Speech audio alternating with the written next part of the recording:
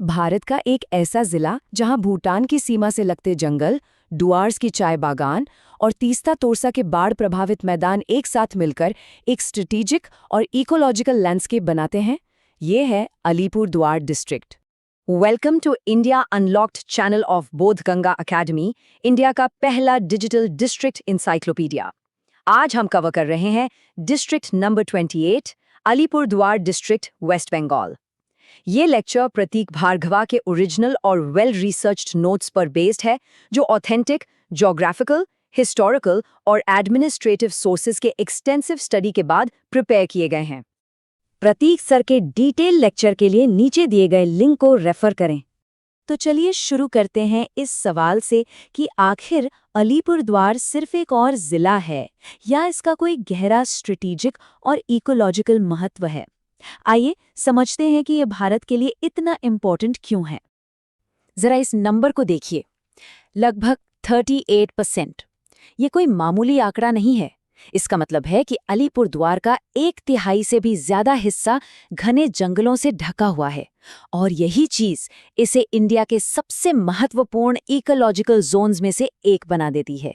अलीपुरद्वार की पहचान वो कई चीजों से मिलकर बनती है। एक तरफ ये भूटान का गेटवे है, दूसरी तरफ ये बक्सा और जल्दापारा जैसे फेमस सैंक्चुरीज का घर भी है। इतना ही नहीं, ये हाथियों के लिए एक बहुत ही क्रिटिकल माइग्रेशन कॉरिडोर है, और हाँ, मशहूर डुअर्स चाय बेल्ट का दिल भी यही है। ये सब मिलकर इसकी एक ऐसी अनोखी आइडेंटिटी बनाते हैं जिसे समझना जरूरी है। तो इस सब का मतलब क्या हुआ? मतलब साफ है, अलीपुरद्वार सिर्फ एक जिला नहीं है, ये भूटान के लिए इंडिया का जियोपॉलिटिकल गेटवे है। यहीं से ट्रेड और डिप्लोमेटिक रिश्ते शेप होते हैं, और इसके साथ ही ये ईस्टर्न हिमालयज में एक बहुत ही वाइटल बायोडाइवर्सिटी कॉरिडोर का काम करता है। एक ऐसा कॉरिडोर जो असम के मानस से लेकर भूटान के जंगलों तक वाइल्ड लाइफ को एक सेफ पैसेज देता है। अब जब हमने इसकी इम्पोर्टेंस समझ ली है, तो चलिए इस जिले के ज्योग्राफी को थोड़ा और करीब से देखते हैं। ऐसा सोचिए कि हम लोग हिमालयन फुटहिल से अपनी जर्नी शुरू कर रहे हैं और धीरे धीरे नदियों के साथ मैदानों की तरफ बढ़ रहे हैं। इस जिले की लाइफलाइन है यहाँ की नदियाँ, जो सीधे हिमालय से आती हैं। टोरसा, कलजानी, रायडैक और संकोश, ये सभी भूटान से उतरकर आती हैं। अपने साथ लाती हैं उपजाऊ मिट्टी, जो चाय बागानों के लिए अमृत जैसी है। लेकिन इसका एक दूसरा पहलू भी है। मॉनसून में यही नदियां डिस्ट्रक्टिव फ्लड्स का कारण भी बनती हैं। और यहाँ की मिट्टी, यहाँ की मिट्टी तो इस पूरे लैंडस्केप की कहानी बताती है। नॉर्थ में, जहाँ बॉर्डर भूटान से लगता है, वहाँ है भाभर सॉइल, थोड़ी मोटी, पथरीली, जो साल और टीक जैसे घने जंगलों के लिए परफेक्ट है। और फिर जैसे जैसे हम साउथ की तरफ आते हैं, मिट्टी बदल जाती है।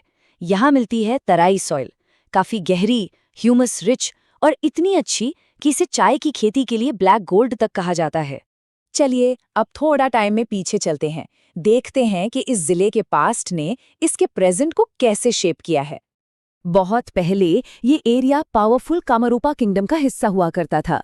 फिर 1865 से पहले तक इस पर भूटान किंगडम का कंट्रोल था। लेकिन 1865 में सब कुछ बदल गया। एंग्लो भूटान वॉर या द्वार वॉर एक टर्निंग पॉइंट था। इसके बाद ये पूरा इलाका ब्रिटिश कंट्रोल में आ गया। और ब्रिटिश ने यहाँ क्या किया? उन्होंने यहाँ बड़े बड़े चाय बागान लगाए, जिसने यहाँ की इकोनॉमी और जमीन का पूरा नक्शा ही बदल दिया। और आखिर में आज़ादी के काफी साल बाद 2014 में अलीपुरद्वार को जलपाईगुड़ी से अलग करके वेस्ट बंगाल का 20th डिस्ट्रिक्ट बनाया गया। और ये जो बदलाव आया ना, इसके पीछे थी एक ट्रीटी ऑफ सिंचुला। ये एक बहुत ही इम्पॉर्टेंट मोमेंट था। इस एक संधि से भूटान ने पूरा डुअर्स रीजन, यानी 18 स्ट्रेटेजिक गेटवेज या द्वार, ब्रिटिश इंडिया को दे दिए। बस इसी ट्रीटी ने नॉर्थ बंगाल का मैप हमेशा के लिए बदल दिया और उस चाय इंडस्ट्री की नींव रखी जिसे हम आज जानते हैं। तो इस हिस्ट्री का यहाँ की इकोनॉमी और कल्चर पर क्या असर पड़ा, चलिए देखते हैं। अलीपुरद्वार की इकोनॉमी को समझने का सबसे आसान तरीका है 3 T's को याद रखना। पहला टी यानी चाय, दूसरा टिम्बर यानी जंगल से मिलने वाली लकड़ी, और तीसरा टूरिज्म, खासकर वाइल्ड लाइफ टूरिज्म। इनमें से टी इंडस्ट्री सबसे बड़ी है, अकेले ही लगभग 40% इकोनॉमी को ड्राइव करती है और सबसे ज्यादा जॉब्स देती है। इसके बाद नंबर आता है टिम्बर और टूरिज्म का। और यहाँ की कल्चर की बात करें तो वो भी कम अनोखी नहीं है। यहीं पर रहती है टोटो ट्राइब, जो दुनिया की सबसे छोटी और सबसे प्रिमिटिव ट्राइबल कम्युनिटीज में से एक मानी जाती है। और ये कहीं और नहीं बल्कि सिर्फ और सिर्फ अलीपुरद्वार के एक छोटे से गांव टोटोपारा में ही रहती है। काफी यूनिक बात है ना? लेकिन बात सिर्फ टोटो ट्राइब तक ही सीमित नहीं है। यहाँ राजवंशी कम्युनिटी का सोलफुल फोक म्यूजिक बवैया है। जयगांव का वो आइकॉनिक भूटान गेट है जो इंडिया भूटान ट्रेड का सिंबल है। वो ऐतिहासिक बुक्स ऑफ फोर्ट है। और हाँ, जीआई टैग वाला खैलोनिया चावल भी है। ये सब मिलकर इस जिले की एक बहुत ही वाइब्रेंट, एक जीती जागती तस्वीर बनाते हैं। तो ये थी अलीपुरद्वार की पहचान, इसका ज्योग्राफी और इसकी हिस्ट्री। लेकिन आज के दौर में इस जिले को किन चैलेंजेस का सामना करना पड़ रहा है और आगे का रास्ता क्या है, चलिए इस पर एक नज़र डालते हैं। देखिए, अलीपुरद्वार की जो यूनिक आइडेंटिटी है ना, वही इसके लिए कुछ बड़े चैलेंजेस भी लाती है। पहला, हर साल हिमालय से आने वाली नदियों में बाढ़। दूसरा, इंसानों और जंगली जानवरों, खासकर हाथियों के बीच बढ़ता कॉन्फ्लिक्ट।